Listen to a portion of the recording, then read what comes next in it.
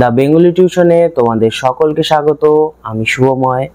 আজ তোমাদের রবীন্দ্রনাথ ঠাকুরের লেখা মুক্তধারা যে নাটকটি রয়েছে সেই নাটকের বিষয়বস্তু নিয়ে আলোচনা করব। রবীন্দ্রনাথ ঠাকুর তার রূপক সাংকেতিক নাটকগুলিতে বেশিরভাগ ক্ষেত্রেই ব্যঞ্জনাধর্মী নামকরণ ব্যবহার করেছিলেন।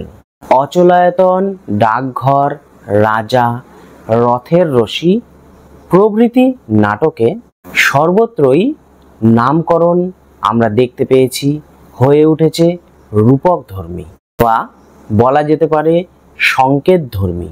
রবীন্দ্রনাথের এই মুক্তধারা নাটকটিও তার ব্যতিক্রম নয়। তবে এই নাটকটি রচনা করার সময় রবীন্দ্রনাথ ঠাকুর এর নাম মুক্তধারা রেখেছিলেন না। রচনা করার সময় এর নাম তিনি দিয়েছিলেন পথ। পরে নাটকটি যখন প্রকাশিত হয়েছিল তখন তিনি তার নাম করেছিলেন মুক্তধারা। এই নাটকটি প্রকাশিত হয়েছিল 1329 খ্রিস্টাব্দে বৈশাখ মাসে প্রবাসী নামক পত্রিকায়। 1922 খ্রিস্টাব্দের জুন মাসে নাটকটি যখন গ্রন্থাগারে প্রকাশিত হয় তখন তার নাম রবীন্দ্রনাথ ঠাকুর দিয়েছিলেন মুক্তধারা। এবার আমরা নাটকটির বিষয়বস্তুতে প্রবেশ করব। রবীন্দ্রনাথ ঠাকুরের মুক্তমনা পরিচয় মুক্তমনা চরিত্রের পরিচয় আমরা পেয়ে থাকি এই নাটকে। কোনো রকম বন্ধনে বেঁধে থাকার মানুষ রবীন্দ্রনাথ ঠাকুর ছিলেন না, তা আমরা সকলেই জানি। তার মুক্ত স্বভাবের একটি বিখ্যাত নিদর্শন হলো বিশ্বভারতী বিশ্ববিদ্যালয়, যেটি শান্তিনিকেতনে অবস্থিত। তার রচিত মুক্তধারা নাটকটি হলো একটি বিখ্যাত রূপক সাংকেতিক নাটক। এখানে মুক্তধারা বলতে ঝর্ণাকে বোঝানো হয়েছে।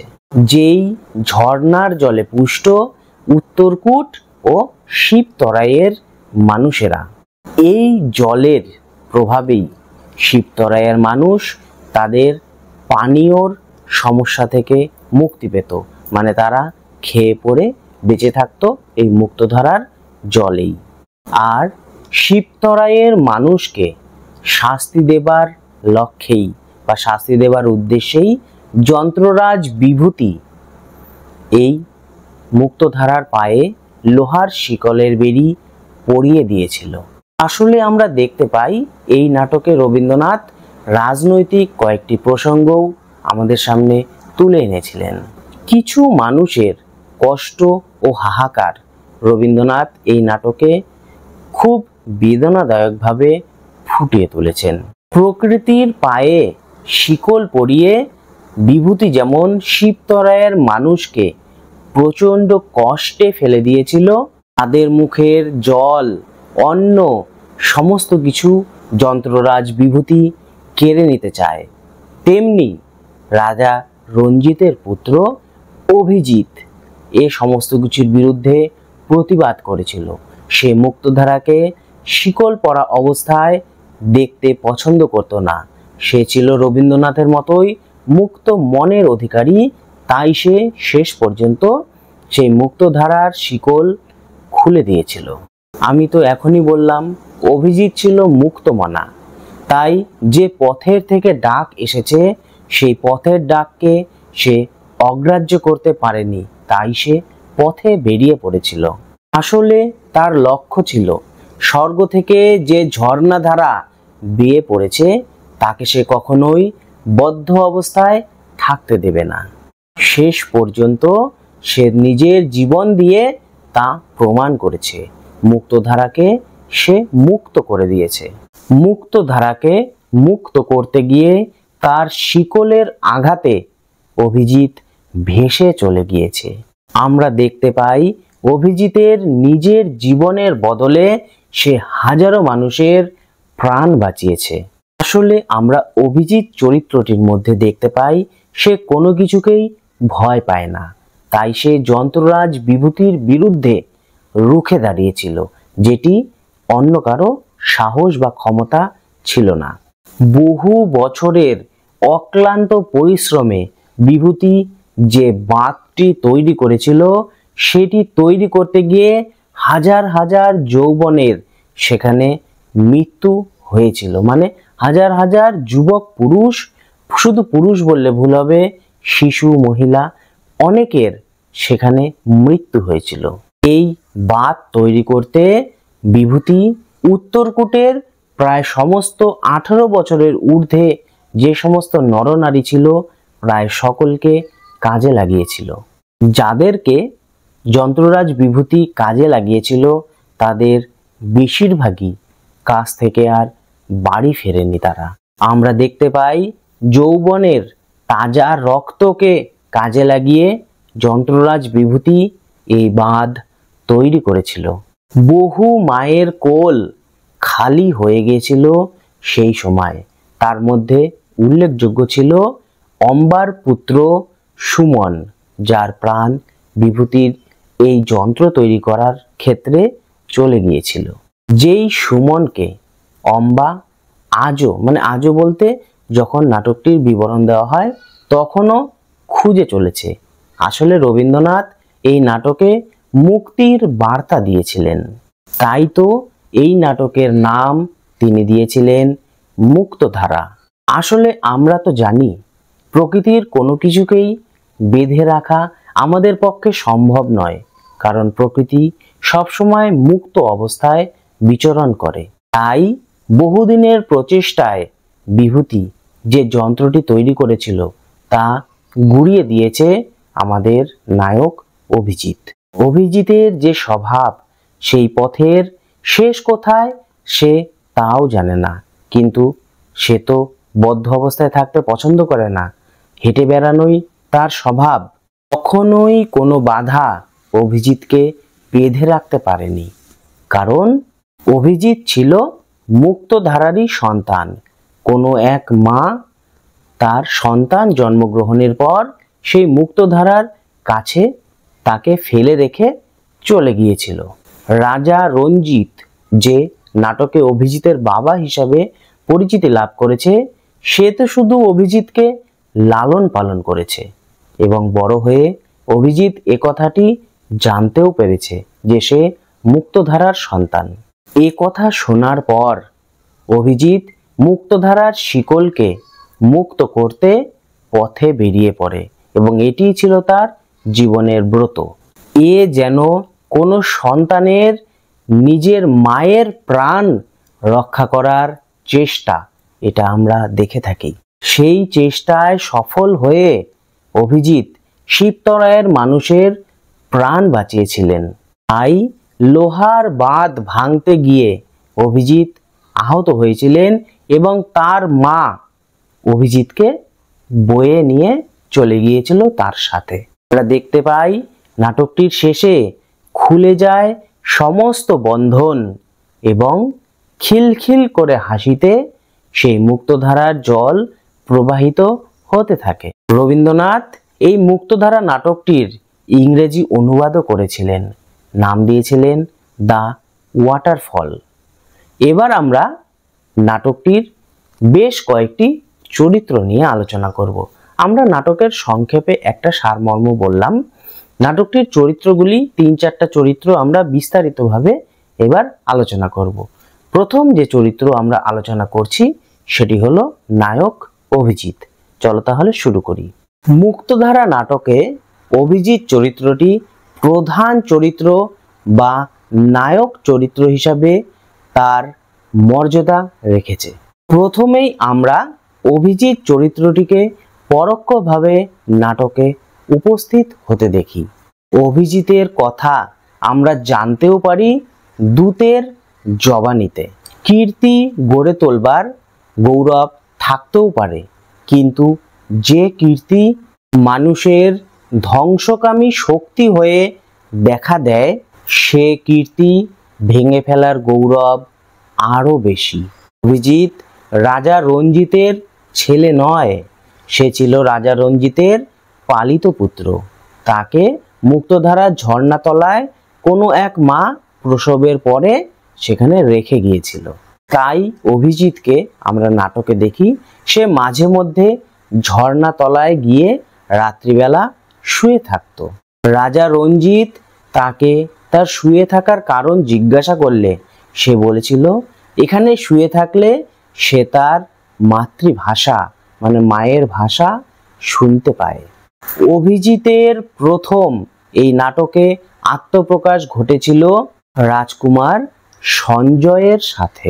শিবতরায়ে নদীপথের পথ আটকে যেমন তাদের পশমের ব্যবসা নষ্ট করার একটা চক্রান্ত করা হচ্ছিল, সেটি চক্রান্ত চলছিল রাজা রঞ্জিতের পিতামহের সময় থেকে। সেই চক্রান্তকে অভিজিৎ ভেঙে চুরমার করে দিয়েছে। রবীন্দ্রনাথ স্বয়ং বলেছেন অভিজিৎ হলো মারনেওয়ালার ভিতরকার মানুষ, অর্থাৎ অভিজিৎ হলো শাসক শ্রেণীর বিবেক। পৃথিবীর মাধুর্যটাকে অভিজিৎ মনে করেছে এটা স্বাভাবিক, আর যন্ত্র পৃথিবীর মাধুর্যটাকে ঢেকে ফেলতে চেয়েছিল বলেই হয়তো অভিজিৎ ব্যথিত হয়ে পড়েছিল এবং পৃথিবীর মাধুর্যকে পুনঃপ্রতিষ্ঠা করার জন্য সে সাধনা করেছে। সমগ্র নাটকে তার অবস্থান খুব বেশিক্ষণের না হলেও তাকে ঘিরেই মূল নাটকটি আবর্তিত হয়েছে, এটা আমরা দেখতে পাই। তাই আলোচ্য নাটকের নায়কের সম্মান আমরা তাকেই দিয়ে থাকি। এর পরবর্তী চরিত্র নিয়ে আমরা আলোচনা করব। সেই চরিত্রটি হলো ধনঞ্জয়। ধনঞ্জয় ছিল শ্রীকৃষ্ণের অন্য নাম। তিনি ছিল অর্জুনের সারথি। মুক্তধারা নাটকে আমরা ধনঞ্জয় চরিত্রটিকে যেন সারথি হিসাবেই পেয়ে থাকি। তার বিশ্ব দর্শনে কবি দেখিয়েছেন মানে রবীন্দ্রনাথ দেখিয়েছেন অভিজিতের আত্মত্যাগের মধ্য দিয়ে কিভাবে শোষক শক্তির পরাজয় ঘটেছিল। মুক্তধারা নাটকে ধনঞ্জয়ের মুখে আমাদের নাট্যকার 11টি গান বসিয়েছিলেন। গানগুলিতে যেমন নাট্যকীয়ার পূর্বাভাস আছে, তেমনি গানগুলির তথ্য গূঢ় তথ্য সেগুলিতে পরিবেশিত হয়েছে। তেমনি গানগুলির মাধ্যমে নিগূঢ় সংকেত পরিবেশিত হয়েছিল, এটা আমরা দেখতে পাই। প্রায় সমস্ত নাটক জুড়ে ধনঞ্জয়ের যে দর্শন ব্যক্ত হয়েছিল তা হলো অহিংসার পথ। অন্যদিকে আমরা মহাত্মা গান্ধীরও যে পথ সেটা আমরা অহিংসার পথ হিসাবে দেখে থাকি। শিবতরাইয়ের মানুষদের কোমর বাঁধার স্বপ্ন, সঠিক পথের সন্ধান এবং হিংসা ব্যতিরেকে প্রতিবাদের কৌশল প্রভৃতি সমস্তই শিখিয়েছে ধনঞ্জয়ের দর্শন। ধনঞ্জয় শুধুমাত্র লৌহবাদ ভাঙার সময় শিবতরাইয়ের মানুষকে প্রতিবাদী হতে শেখায়নি, সে সেখানেও যোগ দিয়েছিল যখন নন্দী সংকটের পথ অবরুদ্ধ করা হয়েছিল। তার গানে যেমন আছে পালে লাগার বাতাস, তেমনি সুরে আছে নৃত্যের চপলতা। তাই ধনঞ্জয়কে বলা যায় স্নেহপ্রবণ ও ভালোবাসার কাঙ্গাল, দুঃখী মানুষের বন্ধু, বিপদের সময় সাধারণ মানুষের পাশে দাঁড়ানোর পথিক, সঙ্গীত প্রিয়, অহিংসার পূজারী এবং সহজ মনের পাগল মানুষ। তার সরল সিধাসাদা যে চরিত্রটি, সেই চরিত্রটি এই নাটকে খুব সুন্দরভাবে ফুটে উঠেছে। পরবর্তী যে চরিত্রটি নিয়ে আমরা আলোচনা করব সেটি হলো যন্ত্ররাজ বিভূতি। মুক্তধারা নাটকের অন্যতম বলিষ্ঠ চরিত্র হলো যন্ত্ররাজ বিভূতি। এই যন্ত্ররাজ বিভূতির ছোটবেলা আর 5টা মানুষের মতোই অতিবাহিত হচ্ছিল। পাঠশালাতে সে খুব একটা মেধাবী ছাত্র ছিল না। নিতান্ত ছাত্রের মতোই সে পড়াশোনা শিখে তারপর হঠাৎ করে একদিন বেঙ্কট বর্মার কাছে তিনি স্থাপত্যবিদ্যা শিখে নিজেকে সাধারণের মতো আর তিনি মনে করতেন না, নিজেকে তিনি অসাধারণ হিসাবে বিবেচনা করত। আর তার এই গর্বের ফলে আজ সে নিজেকে রাজ স্থপতি বলে প্রতিষ্ঠিত করতে পেরেছে। আর তাকে দেখে স্বাভাবিকভাবেই হতভম্ব হয়ে গিয়েছে পুরো গ্রামবাসী। আর পরক্ষণেই স্বাভাবিকভাবে তার আচরণে বিরক্ত বোধ করেছে পুরো গ্রামবাসী। তারা লক্ষ্য করেছে বিভূতি যেন আর তাদের সাথে সেভাবে মেলামেশা করতে চাইতো না। সে নিজেকে সবসময় আলাদা বিবেচনা করত। দাম্ভিকতায় পূর্ণ, নির্মম, কঠিন যে একটা মোড়ক, সেই মোড়কে বিভূতি নিজেকে মুড়িয়ে রেখেছিল, যার ফলে গ্রামবাসীদের সঙ্গে তার সারল্যের দিক থেকে কোনো দিক দিয়েই মিল খায় না। রাজার আদেশে মুক্তধারার ঝর্ণাকে সে বাঁধ দিয়ে বাঁধার জন্য প্রচুর মায়ের কোল খালি করতেও দ্বিধাবোধ করেনি।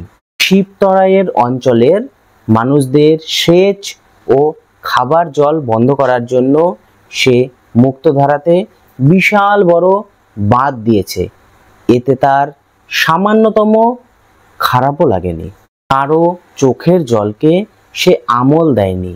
তাই যন্ত্ররাজ বিভূতিকে আমরা দাম্ভিক চরিত্র হিসাবে বিবেচনা করতে পারি। আর যন্ত্ররাজ বিভূতির এই অহংকারী হয়েছিল তার পতনের মূল কারণ। বিভূতি রাজার অধিকারের বা ক্ষমতার উপরেও তার অধিকার ফলাতে চেয়েছিল। আবার এটাও দেখা যায় যে 25 বছরের চেষ্টায় সে যে বাঁধ নির্মাণ করেছিল, সেই বাঁধটি যখন পূর্ণ হয়ে যায় তখন সে সেটাকে তার গ্রামের একটি সম্পদ রূপে বিবেচনা করেছে। অভিজিতের দূত যখন তাকে জানায় যে সেই বাঁধের কোনো একটা ফুটো দিয়ে জল বেরিয়ে যাওয়ার সম্ভাবনা রয়েছে, তখন সে বিচলিত হয়ে উঠেছে। এটা আমরা দেখতে পাই। সেই যন্ত্ররাজ বিভূতির যে যন্ত্র তৈরি করেছিল, সেই যন্ত্রকে শেষ পর্যন্ত বিচল বা বিকল করে দিয়েছিল আমাদের নায়ক অভিজিৎ। আর প্রাণের বিনিময়ে শেষ পর্যন্ত উন্মুক্ত হয়ে গেল মুক্তধারা এবং বিভূতির শেষ পর্যন্ত পরাজয় হলো। এই চরিত্রটিকে আমরা দাম্ভিক হিসাবেই বিবেচনা করব। পরবর্তী যে চরিত্রটি নিয়ে আমরা আলোচনা করব সেটি হলো অম্বা। মুক্তধারা নাটকে একমাত্র মহিলা চরিত্র ছিল অম্বা। রবীন্দ্রনাথ এই চরিত্রটির নামকরণও করেছিলেন। অম্বার পৌরাণিক ঘটনাটি এখানে অনুসৃত হয়নি, কাজেই এখানে মিথের কোনো ব্যবহার আমরা লক্ষ্য করতে পারি না। জনাই গায়ের যে চরিত্র ছিল অম্বা, সে তার পুত্রকে হারিয়ে বিচলিত হয়ে যায়। পুত্র শোকে কাতর জননীর রূপ এখানে চিত্রিত হয়েছে। সে তার পুত্র সুমনকে হারিয়ে প্রায় উন্মাদের মতো হয়ে গিয়েছিল। সর্বত্র সে তার পুত্র সুমনকে খুঁজে বেড়ায়। এই নাটকে অম্বার 4 বার প্রবেশ লক্ষ্য করা যায়। তাকে দেখা যায় ভৈরব মন্দিরে পূজা দিতে গিয়েছিল সে। অম্বার দ্বিতীয় প্রবেশ নাটকে আমরা লক্ষ্য করি রাজা রঞ্জিতের সঙ্গে যখন তার প্রণয়ন সংলাপ চলছিল। রাজা রঞ্জিত তার কাছে তার পরিচয় জানতে চাইলে সে জানিয়েছে, আমি কেউ না, আসলে পুত্র সুখে তার অস্তিত্ব বিলুপ্ত হয়েছে। অম্বার তৃতীয় প্রবেশ এই নাটকটিতে দেখা যায় অভিজিতের সঙ্গে কথোপকথনের মাধ্যমে। অম্বা যখন চতুর্থবার এই নাটকে প্রবেশ করে, শাসক শ্রেণী তখন জানায় এ তো একটা পাগল। রাজা রঞ্জিত তাকে জানায় তার সময় হয়েছিল, মানে সুমনের, তাই তাকে মুক্তধারা ডেকে নিয়ে গিয়েছে। এবার আমরা বটুক চরিত্রটা নিয়ে সামান্য আলোচনা করব। উত্তরকূটের নাগরিক দল সবাই বটুককে চেনে। এই হিসেবে বলা যায় বটুক হলো উত্তরকূটের অধিবাসী। অম্বা চরিত্রটির পরে এই পুরুষ চরিত্রটির নির্মাণ খুবই প্রয়োজনীয় ছিল, তাই রবীন্দ্রনাথ এই চরিত্রটিকে সৃষ্টি করেছেন। এই বটুকও প্রায় পাগলের মতো হয়েছিল, কারণ সে তার জোয়ান দুটি নাতিকেও এই বাঁধ তৈরির ক্ষেত্রে হারিয়ে ফেলেছিল। এই নাটকে মোট তার 3 বার প্রবেশ ঘটেছে। এই চরিত্রটিকে আমরা হাতে লাঠি নিয়ে সবসময় প্রবেশ করতে দেখি, তার মানেই বোঝা যায় চরিত্রটি ছিল বৃদ্ধ এবং দুর্বল। এ সবাইকে সাবধান করেছে এই তৃষ্ণা দানবীর কাছে কেউ যেন না যায়, কারণ সেখানে রক্তের বলি চলছে। কটুককে উত্তরকূটের নাগরিকরা সবাই মিলে পাগল অভিধায় অভিযুক্ত করেছে। পরবর্তী শেষ যে চরিত্রটি নিয়ে আমরা আলোচনা করব সেটি হলো উত্তরকূটের গুরুমশাই। উত্তরকূটের গুরুমশাই চরিত্রটি একদম ড্রামাটিক রিলিফের মতো এই নাটকে প্রবেশ করেছে। যদিও এর মধ্যে উত্তরকূটের শিশুদের শিক্ষা ব্যবস্থা, গুরুর শাসক শ্রেণীকে তোষামত করার চরিত্রলিপি এবং সর্বোপরি শিক্ষা ব্যবস্থা যে অশুভ তার ইঙ্গিত আমরা দেখতে পাই। গুরু ও ছাত্রের যে সম্পর্কটি, এই সম্পর্কটি এখানে স্যাটার ও উইটের সংমিশ্রণজাত হাস্যরস তৈরি করেছে। গুরুমশাই ছাত্রদের নিয়ে এগিয়ে চলেছেন, যেখানে বিভূতিকে যন্ত্ররাজের শিরোপা দেবেন। ছাত্রদের প্রহার, মুখস্থকরণ মানে সর্বোপরি কাঁচা মগজে শিক্ষা ঢুকিয়ে দেওয়া, এ সমস্ত কিছু এই নির্লজ্জ চরিত্রটির মধ্যে আমরা দেখতে পাই। স্বল্প আচরে রবীন্দ্রনাথ এই গুরু চরিত্রটিকে খুব নির্লজ্জভাবে এই নাটকে উপস্থাপন করেছেন। মুক্তধারা নাটকের আলোচনা ও মুক্তধারা নাটকের কয়েকটি চরিত্র নিয়ে আলোচনা এই পর্যন্তই ছিল। এই মুক্তধারা নাটকের প্রশ্ন উত্তর নিয়ে আমরা পরবর্তীতে একটি ভিডিও তৈরি করব। আশা করছি তোমরা সেই ভিডিওটিও দেখবে। আজ এ পর্যন্তই, তাহলে ভালো থেকো, দেখা হবে খুব শিগগিরই।